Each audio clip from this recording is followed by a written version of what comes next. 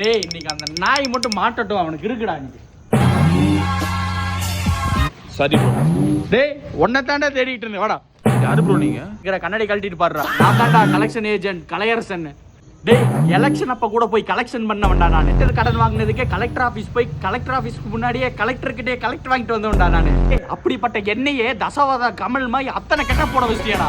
Collection பண்ணாலும் உன் வீட்டுக்கு போனா உன் பொட்டாட்டியை கூப்பிட்டா உன் பொட்டாட்டி ரேப்புன்னு சொல்லி பக்கத்துல இருக்கிற 10 பேத்துக்கு கூப்பிட்டு எனக்கு 10 நாள் கேப் விடாம அடிச்சானுங்கடா. டேய் திறந்த வீட்டுல துரந்தர் ஸ்பை மாதிரி போயிட்டு வந்துட்டு இருக்கேன்டா. காசு எப்படா தருவேன்?